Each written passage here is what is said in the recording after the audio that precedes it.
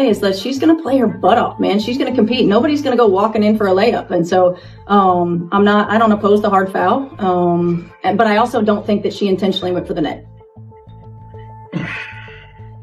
She absolutely went for the net. I mean, this is some stuff that I've watched my entire life. She absolutely did. And she wasn't going for the ball when she took her backhand and went around the neck. Now, if you think otherwise, you're stupid. And I think Stephanie... Here's the clip that blew a simple coaching question wide open. Stephanie White is standing up for Danny Carrington's foul, but fans aren't buying it. They're asking something else entirely.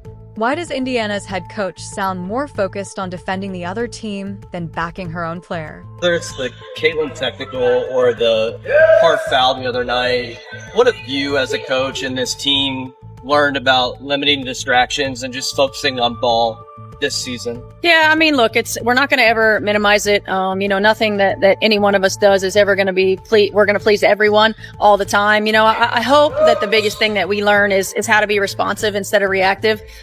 Learn how to be responsive instead of... Now, here's where it gets interesting. Responsive, not reactive. Sounds smart on the surface. Coaches talk about staying calm all the time, but that's not really the issue here. The real question is what White says when the topic turns to Caitlin Clark, Sophie Cunningham, hard fouls, and a fan base that already feels like the Fever get treated unfairly. And that matters because later on, White claims people are trying to split the locker room apart. So, which is it?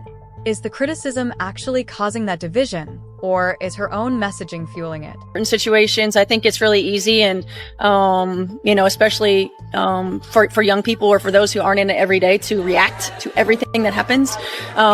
Same philosophy shows up again. Don't react to every little thing. Fair point. No team wants to spend every press conference chasing headlines. But here's the thing about leadership. Sometimes staying quiet or picking your words too carefully creates its own headline. And that's exactly the trap White is falling into. Nobody's mad because she didn't yell at the refs or demand a suspension. The frustration is deeper than that. Fans feel like the pattern is backwards. When her own players are caught in physical controversial moments, she sounds calm about the other team and hesitant to call her own player the one who got wronged. Maybe that's just her style. Maybe it's intentional. But whether she means it or not, how it looks is what sticks. Everything that happens. But, I think just from a humanistic perspective and life lesson perspective, I think our group does a really good job of responding. I think our group does a really good job of pouring into one another, of keeping the main thing, of understanding that there are a lot of folks out there who want to divide us. Here's the moment that flips everything. White says the team knows people are trying to divide them. That's a much bigger claim than just we tune out the noise, because now the criticism itself becomes the headline. And you can read it two ways. The generous take. White's protecting her locker room. Caitlin Clark draws massive attention. Sophie Cunningham draws attention. Every hard foul turns into a national debate. Every quote gets clipped, reposted, and turned into ammunition. So, a coach saying, "Don't let strangers online tell you who your teammates are." That's solid coaching. But here's the other side. If fans are asking real questions about how you handled a specific play, calling that division can come off like you're brushing off a legitimate complaint. And that's exactly why this story refuses to die down there. They're of keeping the main thing, of understanding that there are a lot of folks out there who want to divide us, that there are a lot of folks out there who want to create more challenges for us. And in our locker room, we do a really good job of keeping that outside the locker room, and pulling for one another. I mean, you guys see it. The vibes are always pretty good in here. I'm proud of them for that. And I think, outside of even just the sport and outside of the job, it serves great. This might be White's best argument yet. She says the locker room's solid, players have each other's backs, and the noise stays outside. If that's true, this isn't some internal Fever meltdown. And to be fair, nothing in this clip shows Clark Cunningham, Kelsey Mitchell, or anyone else saying White's lost the room. That part matters. But coaching isn't just about what happens behind closed doors. A head coach is also the face of the team when things get messy. And Indiana isn't playing in a normal spotlight anymore. Caitlin Clark changed the entire scale of attention on this franchise. Every answer gets picked apart. Every answer becomes a clip. Every answer either cools things down or turns the volume up. So White's words carry more weight now than they would have a couple years ago. And that's really what this comes down to. Not one foul, but whether her way of talking to the media fits the moment Indiana is actually in. He sounded off on her. Have never seen this in my life going back to 6th, 5th grade when I started playing basketball. A coach not defending her own player when an opponent clotheslines them, bloodies their face, and basically starts a riot by cheap-shotting their own player. And the coach defends. Something happened in that press conference that basketball fans are still arguing about. And once you understand why, you won't be able to unhear it either. The criticism against Stephanie White isn't really about basketball strategy. Strip away all the noise and insults. And the argument underneath is actually pretty simple. Coaches are expected to protect their own players in public, especially right after a hard, controversial foul. That's not some random expectation. It's baked into every sport. When a quarterback takes a late hit, his coach usually says something in his defense. When a basketball star gets knocked to the floor, teammates and coaches typically send one clear message. We saw it, we didn't like it, and we've got our players back. That doesn't require anyone to lie. A coach doesn't have to claim the other player meant to hurt someone if she genuinely doesn't believe that. White could easily have said Carrington was making a basketball play, while also saying Sophie took a dangerous hit, that the team is relieved she's okay, and that Fever players deserve protection out there. None of those statements contradict each other, and that's exactly why so many fans aren't letting this go. White keeps reaching for nuance, but a lot of people watching aren't asking for nuance. They're asking to see her stand with her own team first. Listen closely to what White actually said in that moment. She pointed out that Carrington plays hard. She said nobody walks into the paint for an easy, uncontested shot against this team. She said she wasn't against the physical foul itself. Then she added that she didn't believe Carrington was intentionally going for the neck area. Here's the thing. The question of whether a foul deserves an ejection and the question of whether it was intentional are two completely separate basketball conversations. A play can be dangerous enough to get someone tossed from the game without being planned or malicious.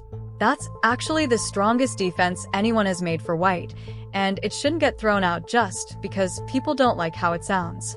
But there's a deeper layer here, too. If you're the coach of the opposing team, breaking down the difference between reckless and intentional makes total sense. But when you're Sophie Cunningham's own coach, fans expect your very first instinct to sound like you're worried about Sophie. The order you say things in matters. People don't just hear your words, they hear what you choose to highlight first. White chose to highlight Carrington's competitiveness and her lack of bad intent. Critics wanted her to highlight Cunningham instead. That gap between the two is really the entire controversy in one sentence. And that's exactly the point where this stopped being about one single press conference and became something bigger. The complaint is that coaches almost never go out of their way to explain and defend an opposing player in the same breath where their own player just got hurt. That complaint might be delivered angrily, but the basic expectation behind it is completely normal in sports. That job matters even more for a team like Indiana, because every single player on that roster is already carrying a heavy weight of their own. Clark deals with superstar-level scrutiny. Every shot, every turnover, every officiating call turns into a national story. Cunningham has built her reputation as the player who plays physical and speaks her mind. Kelsey Mitchell is trying to balance being an elite scorer while sharing the spotlight with the biggest name in the sport. Aaliyah Boston is trying to anchor the paint while adjusting to how much the team's offensive identity has shifted. When you've got that many storylines swirling around one roster, the coach becomes the anchor. Not because she has to agree with every single player on every single issue, but because she has to communicate clearly enough that nobody outside that locker room gets to write the team story for her. And that's exactly where White has looked vulnerable. The accusation being thrown at her is that she keeps choosing the wrong side to publicly defend. That's an opinion, and the harshest versions of it go further than the evidence actually supports. There's nothing here proving White secretly favors opposing players over her own. That would be a stretch, But there's more than enough material to genuinely debate whether she's misjudging the emotional mood surrounding this team. And that is absolutely a coaching issue worth discussing. Indiana doesn't need over-the-top outrage after every hard foul. What it needs is clarity. If Clark takes a hit that crosses a line, say it plainly. If Cunningham gets ejected off a play, defend Cunningham without pretending to know what was going through the other player's mind. If White thinks the officials made the right call, she's allowed to say that, too.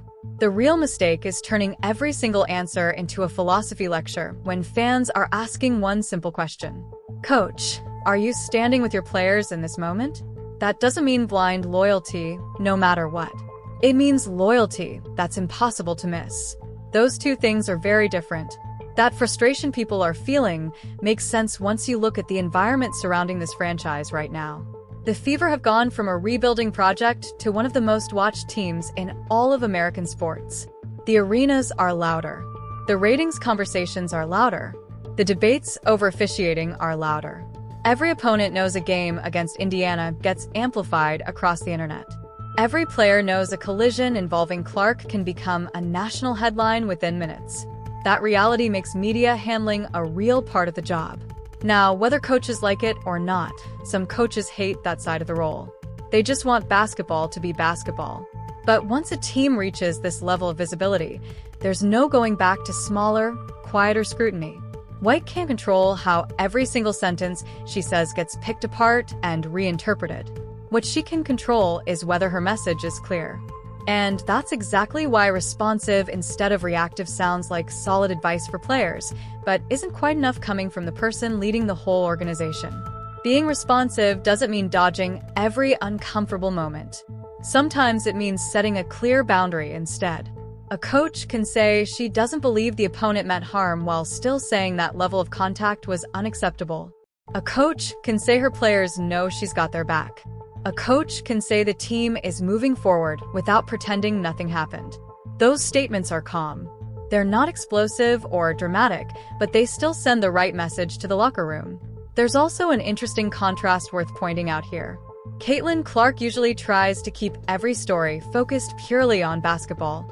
She's shown again and again that she'd rather talk about the game than become the face of every cultural debate surrounding women's basketball. That approach protects her personally. It keeps her from getting buried under narrative she can't control. But Clark is a player and White is the coach. Their jobs aren't the same. Clark can step back because her responsibility is running the point. White often has to step forward because part of her job is representing the entire organization. The strongest version of coaching in this situation probably blends both approaches. Keep the players locked in internally while communicating with real firmness on the outside.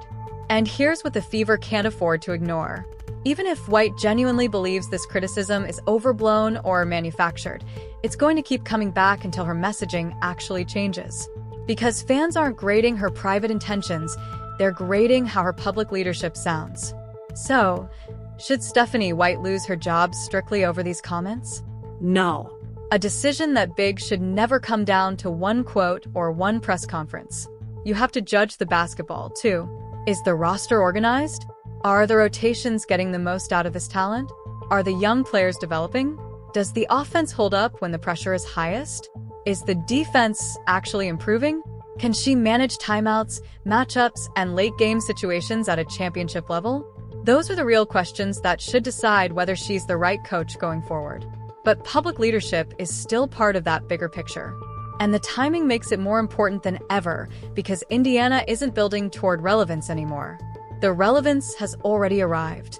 The real question now is whether the organization is actually ready for everything that comes along with it. This team has championship-level attention before it has championship-level certainty. And that changes everything. Every weakness gets magnified. Every unusual coaching decision turns into a debate. Every shaky answer in a press conference becomes a referendum on leadership. That's the reality that comes with having a player like Clark on the roster. And it's not her fault at all. It's simply what comes with the territory. More fans, more cameras, more criticism, more pressure, more expectation that raises the bar for everyone connected to this team, including the person standing at the podium after every game. So, Here's the real question worth sitting with. If you were running this franchise, would you keep Stephanie White and demand better public messaging going forward? Or does this pattern convince you that Indiana needs a completely different voice leading Caitlin Clark, Sophie Cunningham, Kelsey Mitchell, Aaliyah Boston, and everyone else in that locker room? Drop your take in the comments below. Tell us which side you're on. And if you want more honest breakdowns like this one, no fluff, no lazy takes, make sure you hit like and stay subscribed for what's coming next.